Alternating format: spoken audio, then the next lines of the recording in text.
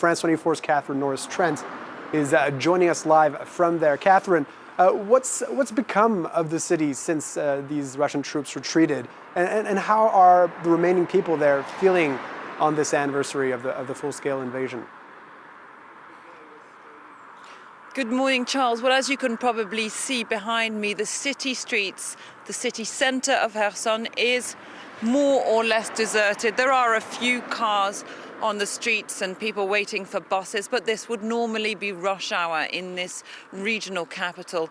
But a lot of the city's population have fled, and they've fled because Russian troops who retreated to just the other side of the Dnipro River, which runs along the banks of this city, have been raining shells down on this city pretty much indiscriminately for months now. And so people who'd started coming back in the hope of resetting up their lives here after 8 months of Russian occupation in this city, well, a lot of those people are already leaving again, and it's eerily quiet here much of the time. People tell me they've been apprehending this anniversary of the first-scale invasion, that perhaps something will happen today. Perhaps there'll be a greater intensity of bombing.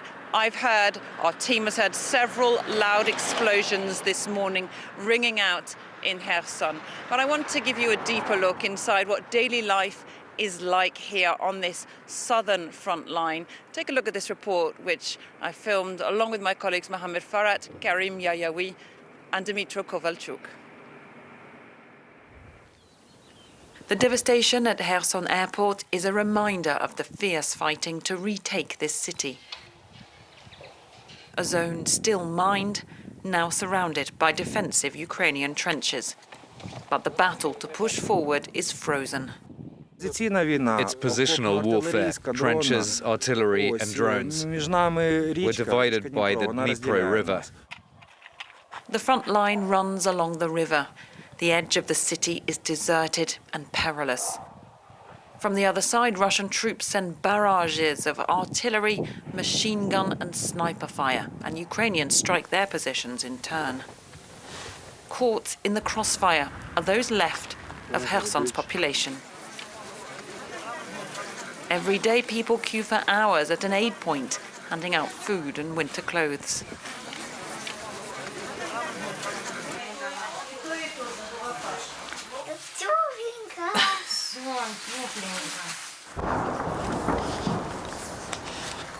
Outside, waiting in freezing temperatures as explosions ring out, the crowd is growing impatient. I came here yesterday at 4:30 in the morning to join the queue, but I didn't receive anything. I won't get anything today either. There's always shelling. It's every day. My nerves can't take it anymore. For the past 4 months, Kherson has endured daily indiscriminate shelling, emptying the city streets.